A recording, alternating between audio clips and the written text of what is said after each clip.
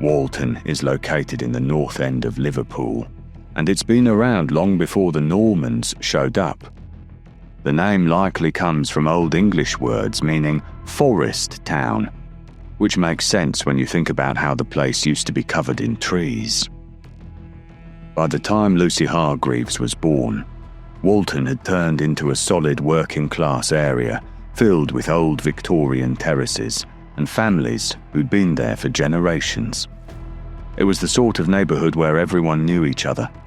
People kept an eye out for those next door, and the community felt tight, even though money was often short and life wasn't always easy.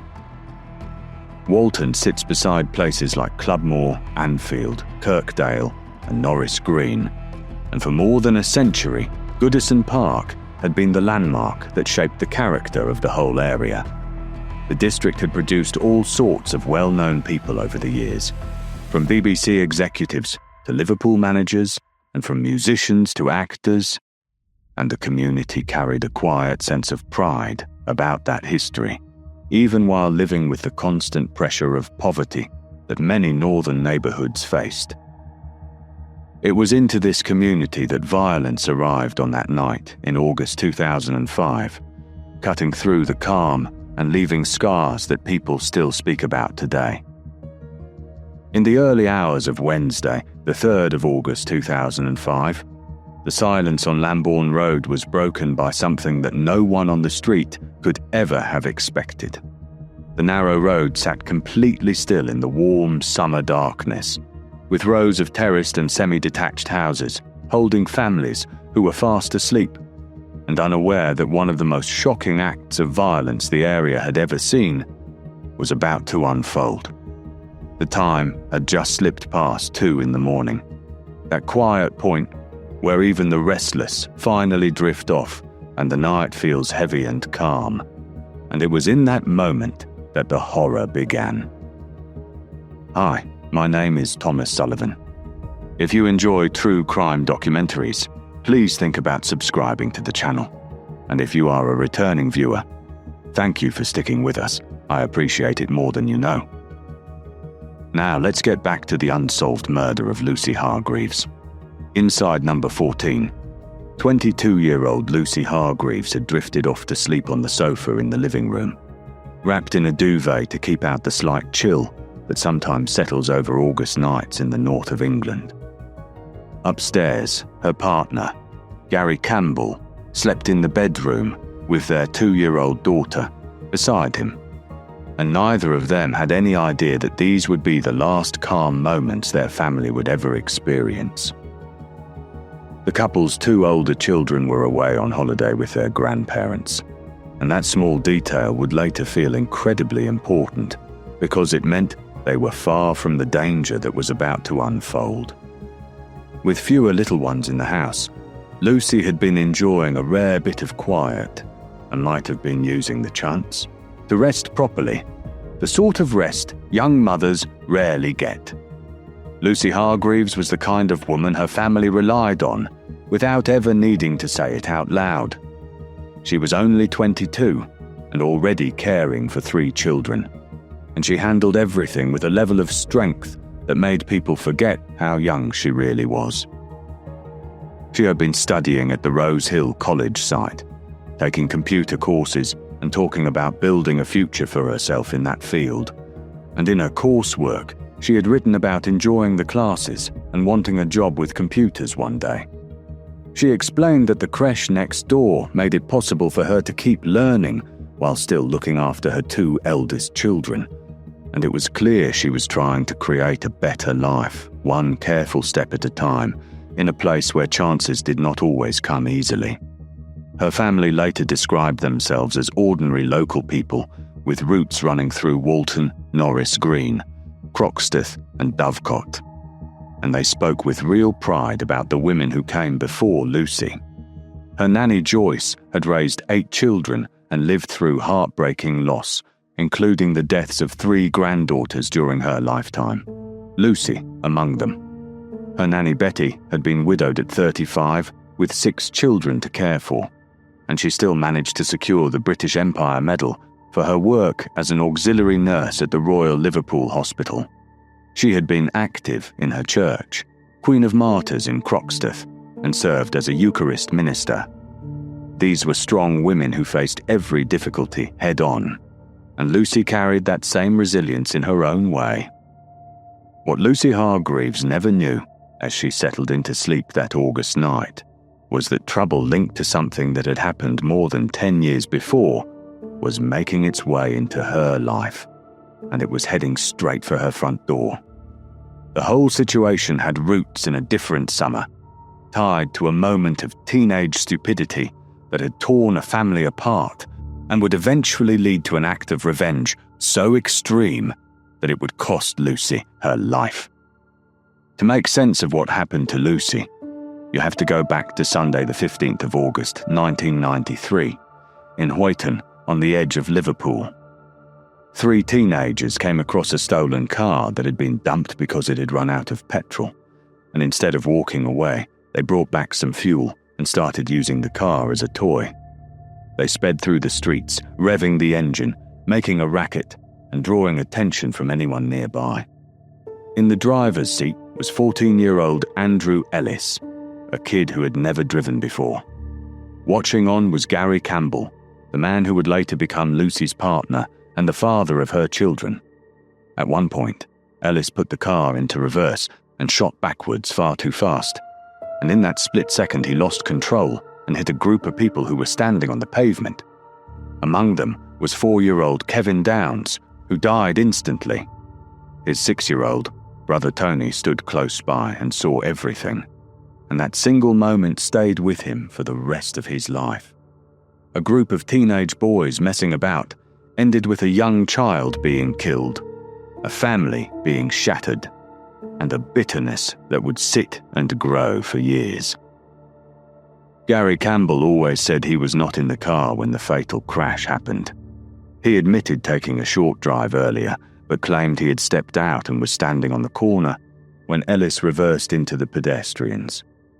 Whether that version of events was right or not, certain people tied Gary to Kevin Downs' death and refused to let go of that belief. In their eyes, Gary had been part of the chaos that killed a young boy, and from that point on, he was someone they wanted to punish, no matter how long it took. Tony Downs grew up with the memory of his brother's death sitting on his shoulders, and that moment from childhood followed him into his teenage years and then into adult life. He became known as someone who had a fierce, unforgiving streak, a man who pushed violence in front of him as a way of dealing with the anger he carried, and people around him learned very quickly that he would go to extreme lengths to settle the score he believed had been left unpaid. Time moved on, and the hatred inside him grew stronger, waiting for a chance to spill out in a way that would shock Liverpool for years. The story then returns to Lambourne Road in the early hours of the 3rd of August 2005. 3 masked men walked towards the house where Lucy Hargreaves slept, and every step they took was part of a plan they had discussed and prepared in advance. A gold Lexus with the registration NAAD 499 sat nearby, stolen a week earlier, along with a mobile phone that had been used to contact different people in the days after the theft. The car and the phone were pieces in a wider plan that had been shaped with care, and the men approaching the house were focused on a single target and a single outcome. The intruders forced their way through the front door and brought chaos into a home that had been silent only seconds earlier. They ran into the living room where Lucy slept on the sofa, and the next moments were filled with panic and noise as they opened fire. Lucy screamed, a sound that travelled upstairs and woke Gary Campbell from sleep.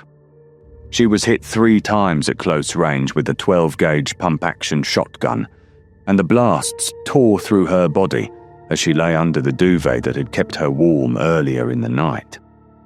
One of the men shouted through the chaos, demanding to know where he was, repeating the same question again and again, and the message was clear.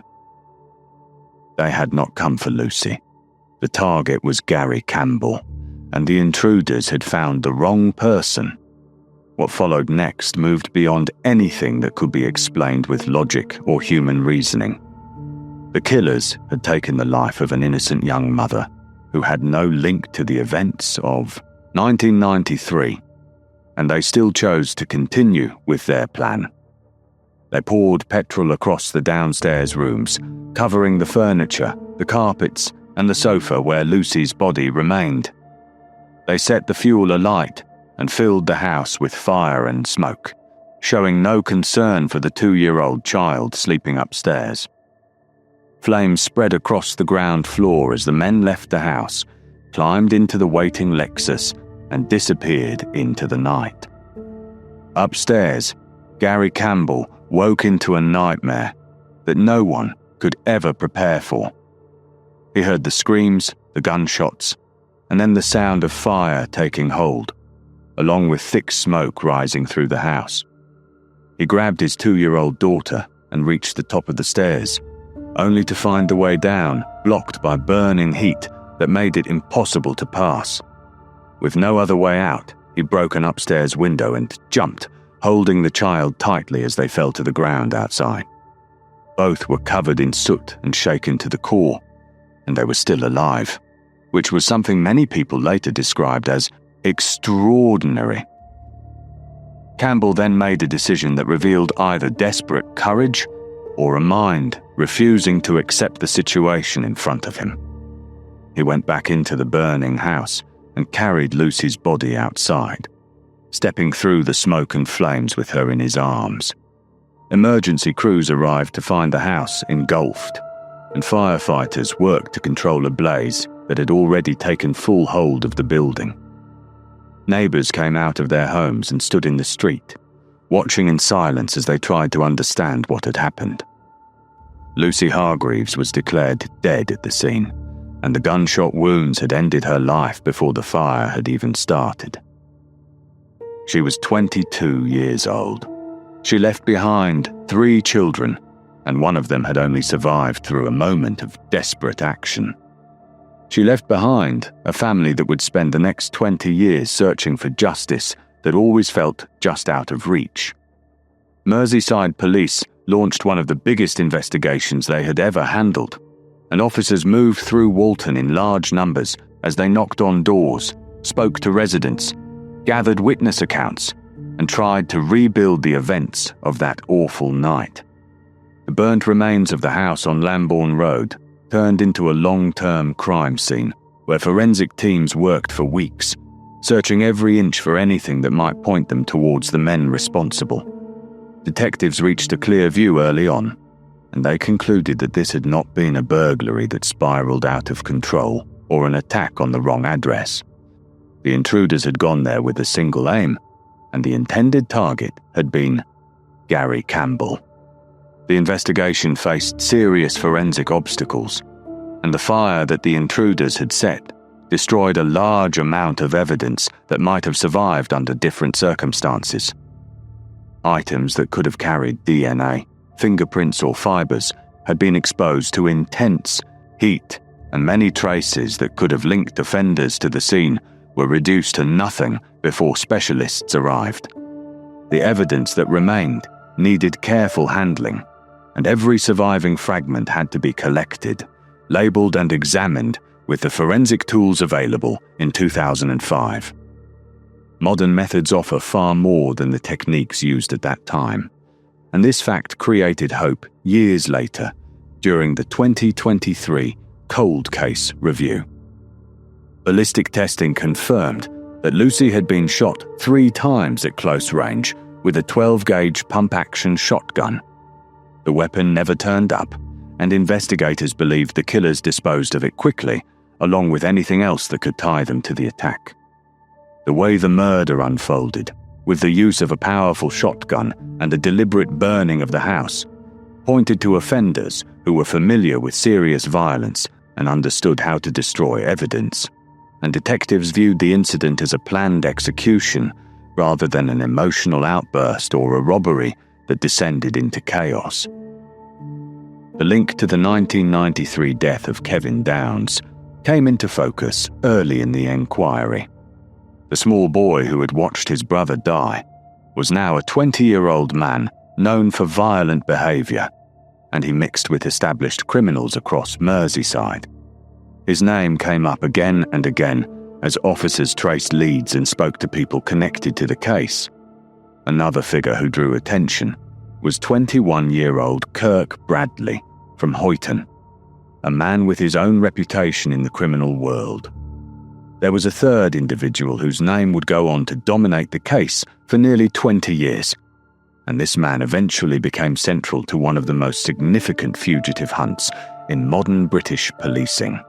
Kevin Parle was 19 in 2005, and people described him as around 6 feet 5 inches tall with a strong build, ginger hair, and a scar along the left side of his head.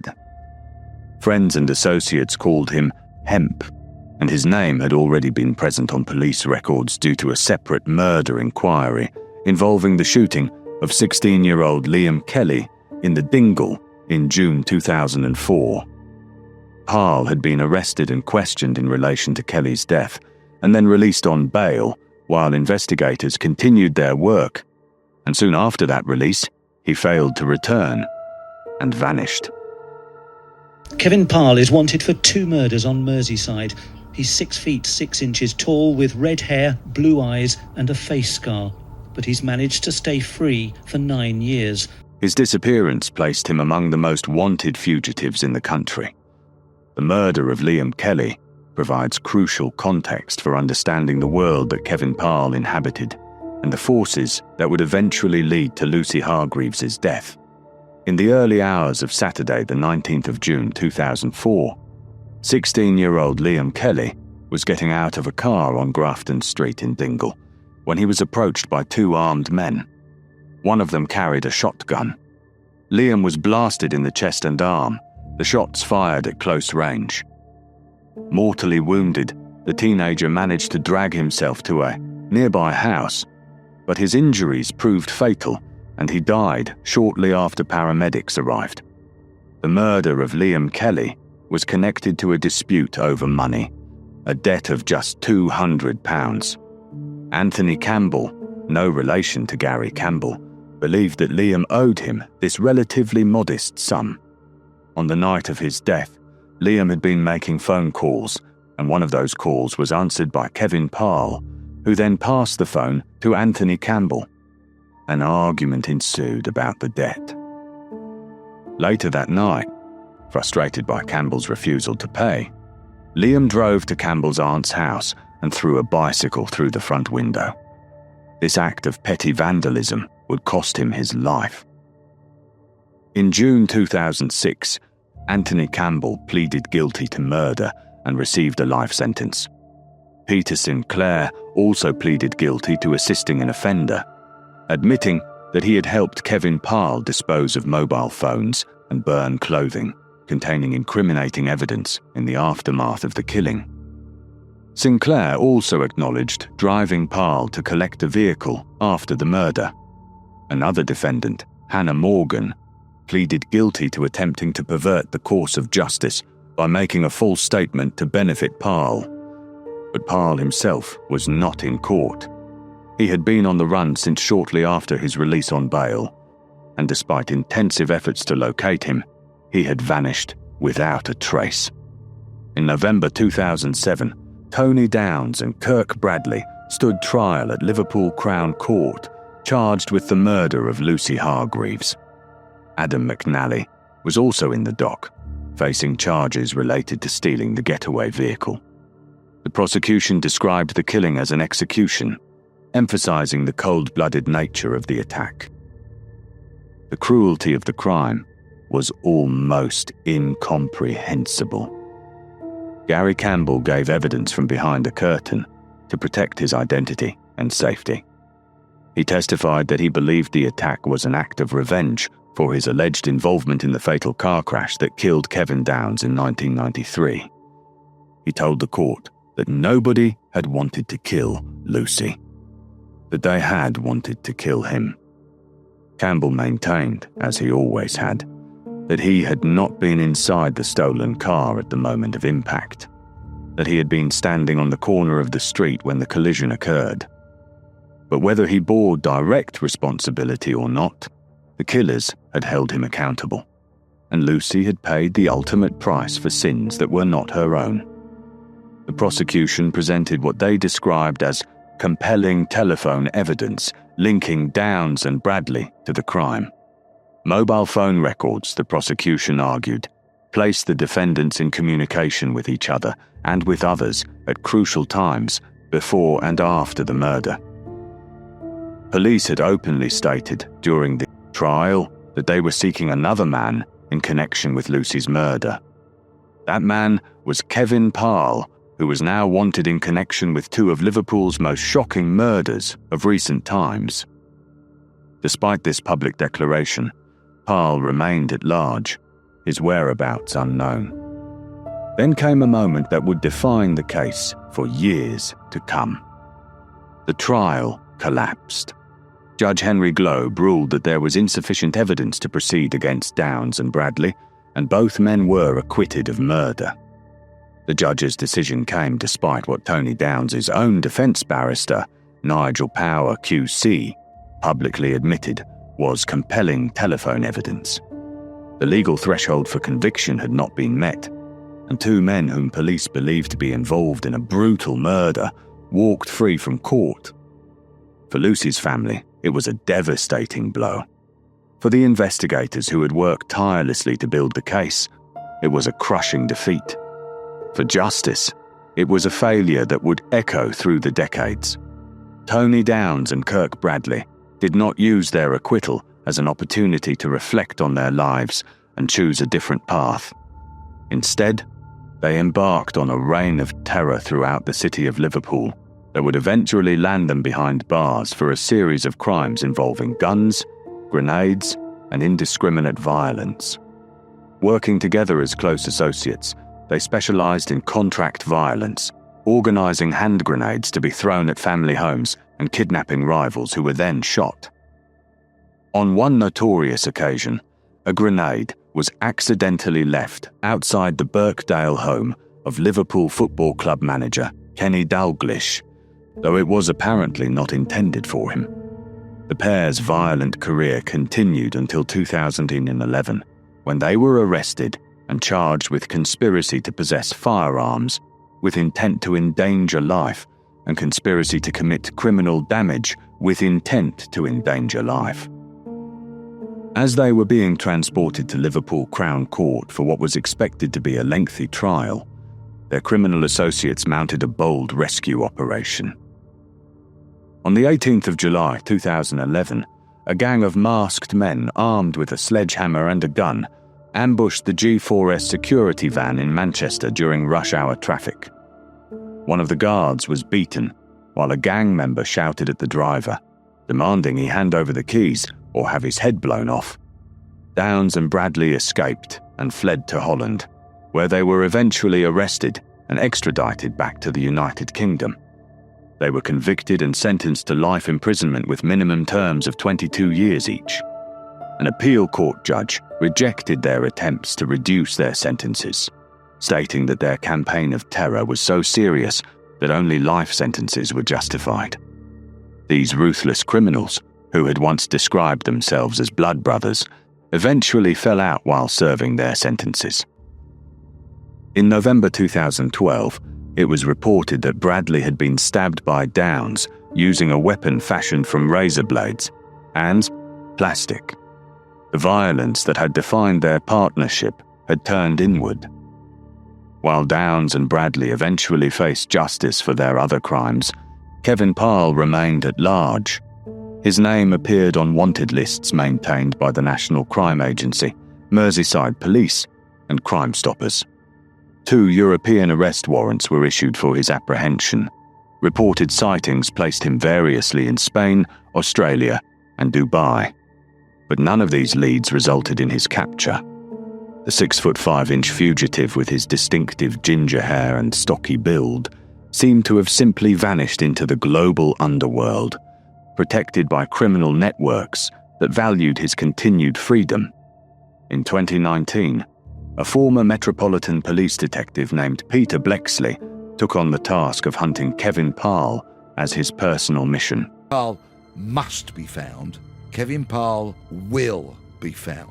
And there are only two things that will stop me hunting Kevin Parle. Number one, of course, is his capture, and number two is my death.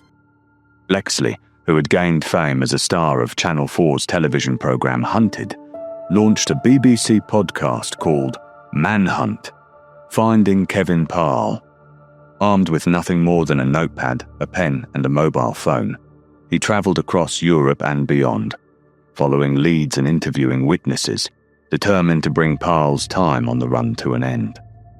The podcast became the BBC's #1 true crime programme of 2020 and was downloaded millions of times, bringing renewed public attention to the cases of both Liam Kelly and Lucy Hargreaves.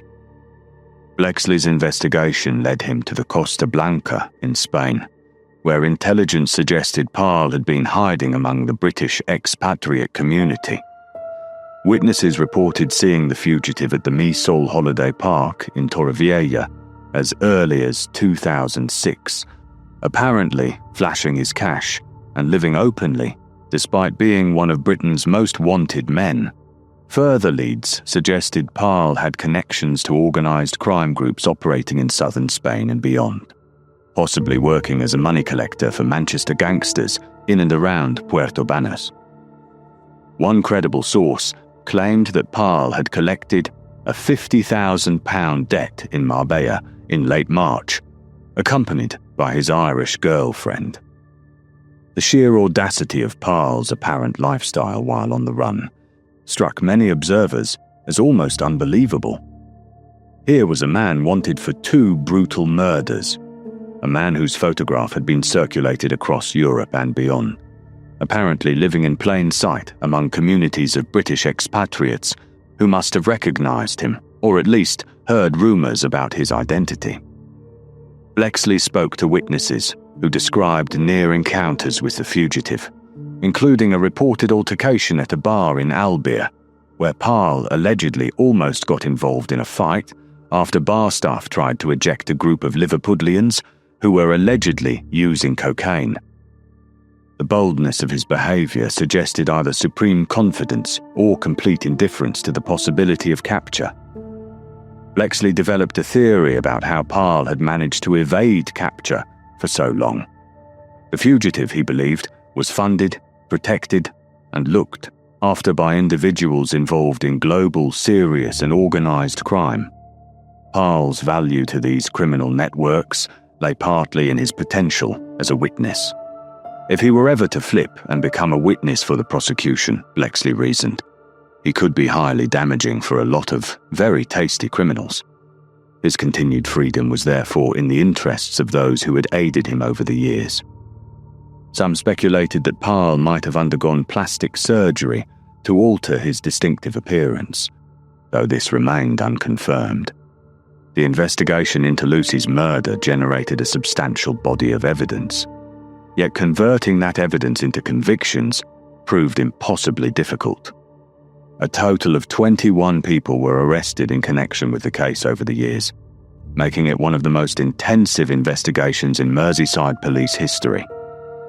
Officers interviewed hundreds of witnesses, collected forensic samples from multiple locations, and painstakingly traced the movements of suspects before and after the killing. The stolen gold Lexus became a focal point of the investigation, with detectives appealing repeatedly for anyone who had seen the vehicle or who knew about its theft to come forward with information. The mobile phone stolen along with the Lexus proved particularly significant. Records showed that calls had been made from that phone in the days following the theft, calls that connected to individuals who presumably knew what was being planned. Some of those individuals may have been directly involved in the conspiracy to murder. Others may simply have received calls without understanding their significance at the time. But all of them possessed information that could help piece together the complete picture of what happened and who was responsible. The phone records became key evidence at trial. Yet even this compelling digital trail proved insufficient to secure convictions. Witnesses described seeing the Lexus being abandoned on Richard Kelly Drive in Clubmoor in the hours after the murder. Several men were observed fleeing from the vehicle and running in the direction of Lambourne Road, disappearing into the night before anyone could intervene or identify them. The car was subsequently set alight, presumably to destroy any forensic evidence that might link the killers to the crime scene. This pattern of evidence destruction, from burning Lucy's body and home to incinerating the getaway vehicle, suggested a level of planning and criminal sophistication that made the investigation even more challenging. In 2023, Merseyside police undertook a major review of Lucy Hargreaves' murder case, examining every file, every interview, every piece of forensic evidence, in the hope that new techniques or new information might finally break the deadlock that had persisted for nearly 2 decades. Howard Rubbery, head of the Serious Case Review Unit, spoke about the crime with an intensity that reflected its impact on everyone who had ever worked on it. He described how Lucy was taken from her family in the most brutal of circumstances, how the offenders had shot a young mother without warning, and then, unmoved by the presence of a toddler upstairs, had deliberately set the home alight. Rubbery emphasized that the fire could easily have claimed 2 more lives that night. Only the quick thinking and desperate courage of Gary Campbell had saved his daughter from the flames. The callousness of the killers, their complete disregard for innocent life, demonstrated exactly what kind of individuals they were. These were not men who killed reluctantly or by accident. These were men who murdered with cold deliberation and then attempted to burn the evidence along with a sleeping child. The review team remained adamant that time would not weaken their determination to bring the perpetrators to justice. Unsolved murders live permanently in the system, detectives explained. They do not fade, and they do not disappear.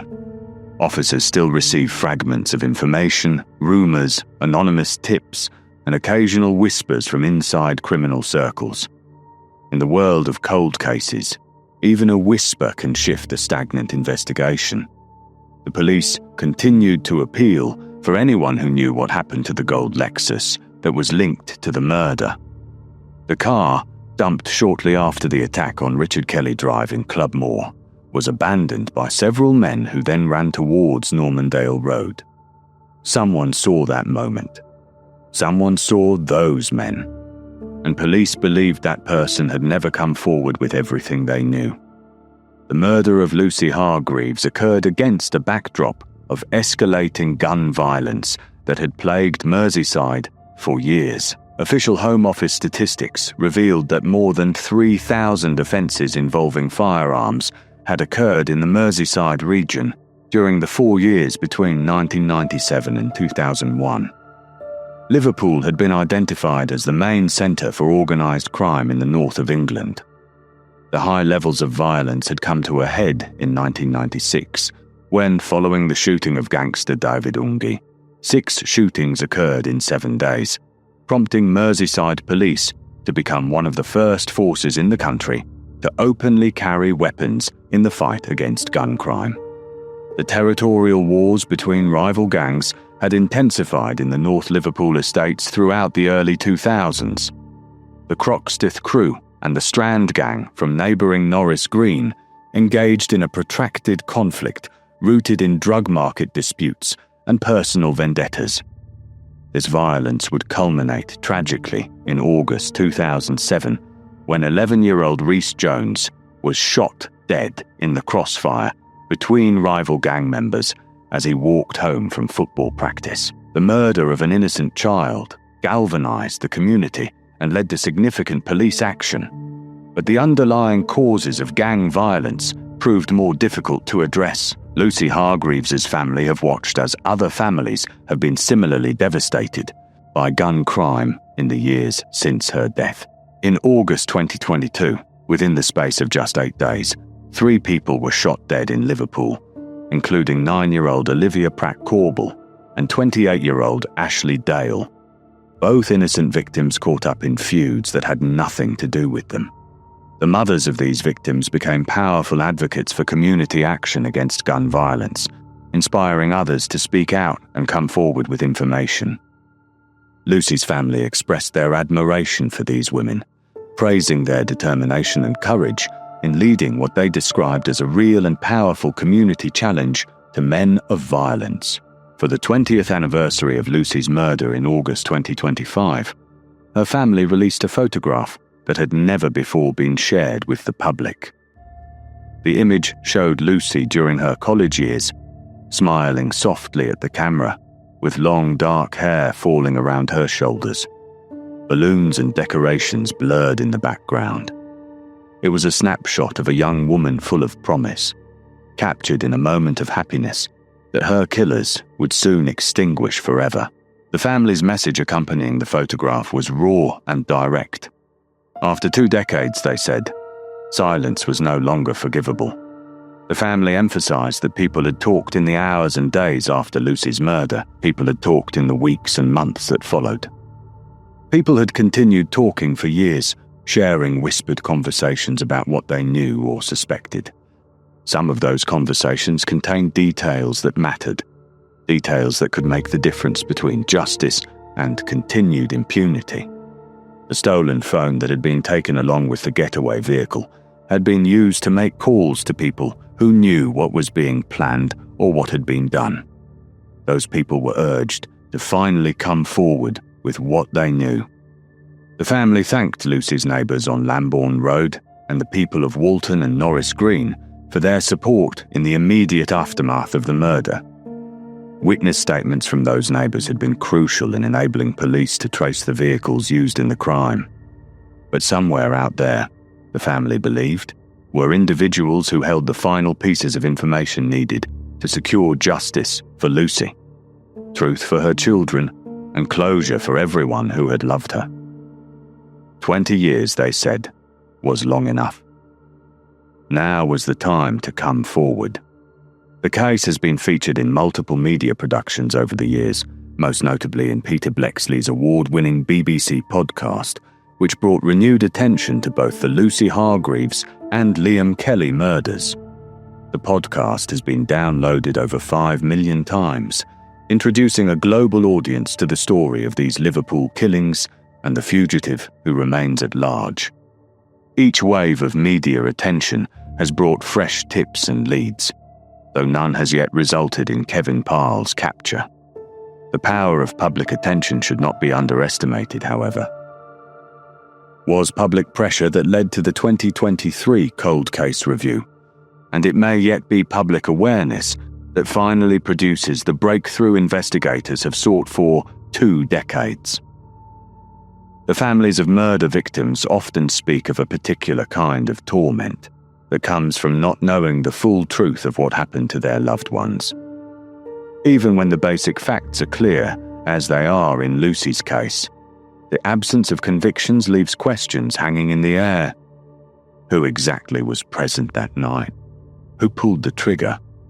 Who poured the petrol and struck the match? Who knew what was being planned and could have stopped it?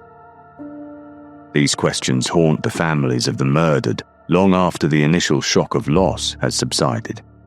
They return in quiet moments, in the middle of sleepless nights, on anniversaries and birthdays, when the absence of the loved one is felt most keenly. Lucy's family has spoken of conducting themselves with dignity throughout this long ordeal. They are not a family who sought publicity or attention. They would have preferred to grieve in private, to remember Lucy without the constant reopening of wounds that comes with public appeals and media coverage. But they recognise that silence was the friend of those who killed Lucy, and so they have spoken out again and again, year after year, keeping her memory alive and her case in the public consciousness. Their courage deserves recognition, even as their pain deserves compassion. For Lucy's 3 children, the anniversary of their mother's death is not just a date on the calendar. It is a reminder of everything they lost before they were old enough to understand what had been taken from them. The eldest two children were away with their grandparents on the night of the murder, spared the immediate trauma of the attack, but condemned to grow up without their mother. The youngest, the 2-year-old who had been sleeping upstairs when the killers set the house ablaze, was saved by her father's desperate actions, but lost her mother in the same terrible moments. These children have grown into adults now, carrying the weight of their mother's murder through every milestone of their lives. Gary Campbell, who survived the attack that was meant for him, has spoken publicly about the guilt he carries every day. He was the person the killers were hunting when they burst into that house in Walton. Lucy died because of events in which he had been involved, however peripherally, more than a decade before she was born. The knowledge that his past led to her death is a burden that no words can adequately describe. Campbell has given interviews over the years, maintaining his innocence regarding the 1993 car crash, while acknowledging that others held him responsible for it.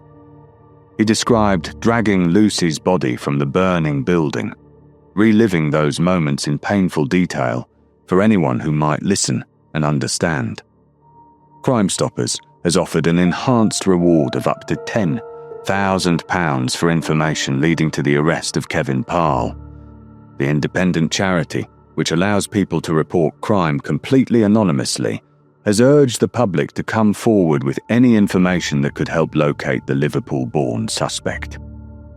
Gary Murray, Northwest Regional Manager for Crime Stoppers, has stated that the organisation knows there are people who may know where Kevin Parle is hiding. The guarantee of anonymity means that anyone with information can share what they know without fear of being identified, without risk of retaliation from those who might wish to protect the fugitive. The description of Kevin Parle has been circulated repeatedly over the years. He is now in his mid-40s, approximately 6 feet 5 inches tall, with ginger hair and a stocky build. He may have altered his appearance since going on the run, possibly through weight loss or gain, changes to his hair, or even surgical procedures. But his height alone makes him distinctive, difficult to hide in a crowd, memorable to anyone who encounters him. Police believe that someone, somewhere in the world, knows exactly where Kevin Parle is living. That person holds the key to justice for 2 murdered innocents and their grieving families. The case of Lucy Hargreaves raises profound questions about justice, vengeance, and the long shadows cast by acts of violence. Tony Downs, the man acquitted of her murder, spent his childhood traumatized by witnessing his little brother's death. That trauma, however genuine and however devastating, cannot justify the murder of an innocent woman who had no involvement whatsoever in the events of 1993. Lucy Hargreaves was not in that stolen car. Lucy Hargreaves had never met Gary Campbell when his brother died. Lucy Hargreaves was simply a young mother trying to build a better life for herself and her children when killers came for someone else and found her instead. The psychology of vengeance is complex and deeply troubling. Those who harbour grudges for years, who allow hatred to fester until it erupts in violence, often convince themselves that their actions are somehow justified.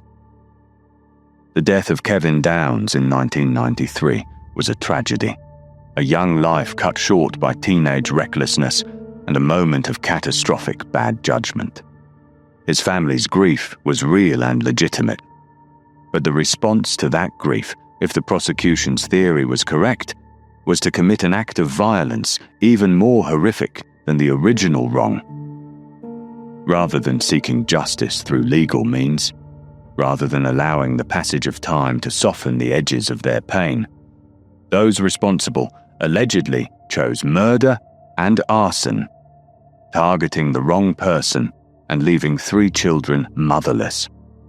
The ripples of violence spread outward through communities, touching lives that were never directly involved in the original conflicts.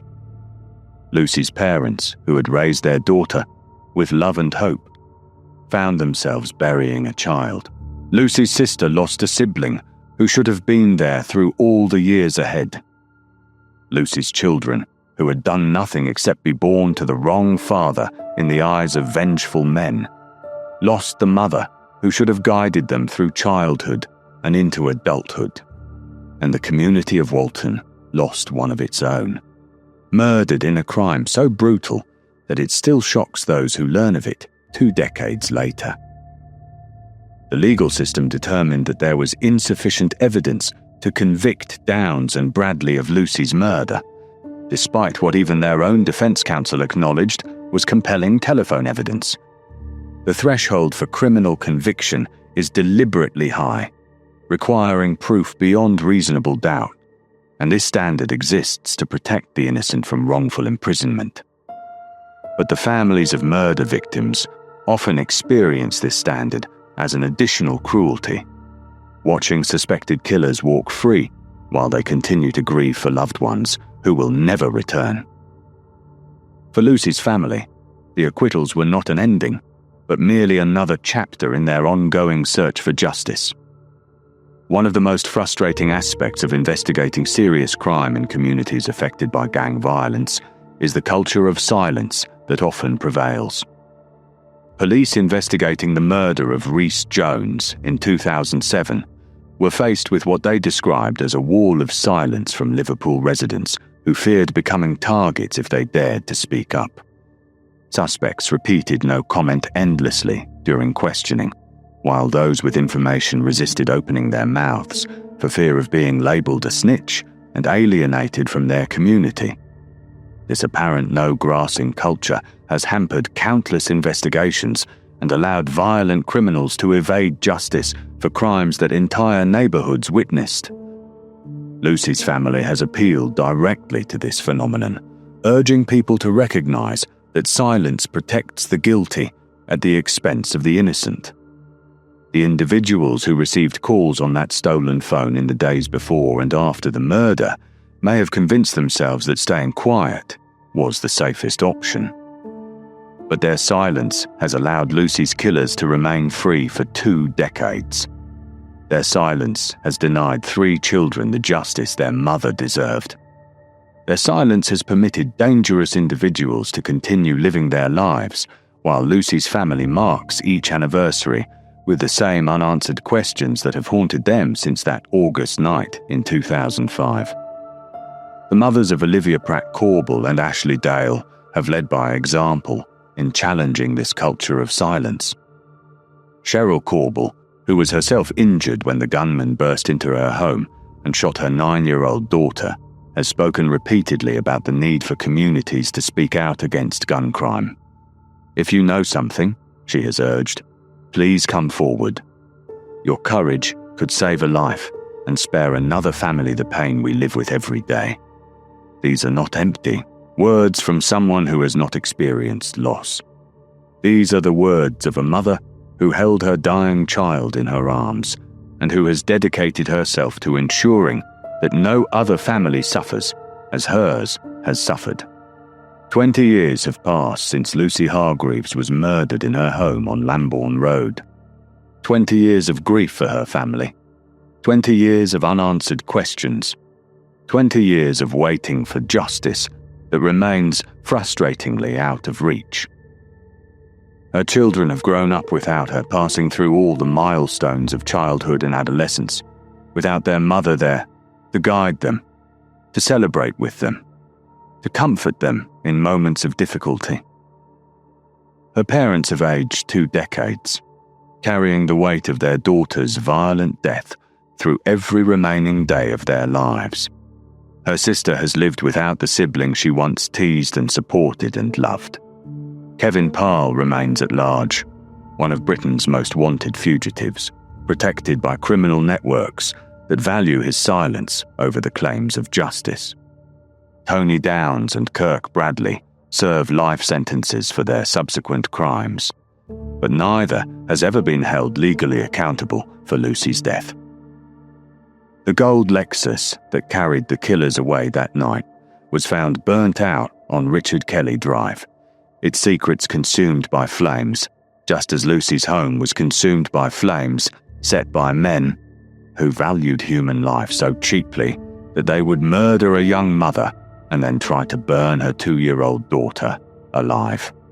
Merseyside police have stated unequivocally that time is no barrier to their pursuit of justice for Lucy. Unsolved murders do not expire.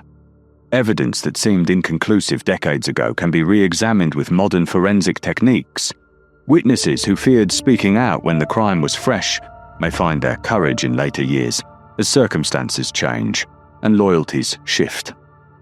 The hunt for Kevin Parle continues, conducted by professional law enforcement and by private investigators who have made his capture their personal mission. Somewhere in the world, the man wanted for 2 Liverpool murders is living his life, perhaps under an assumed name, perhaps with an altered appearance, but never truly free from the weight of what he allegedly did.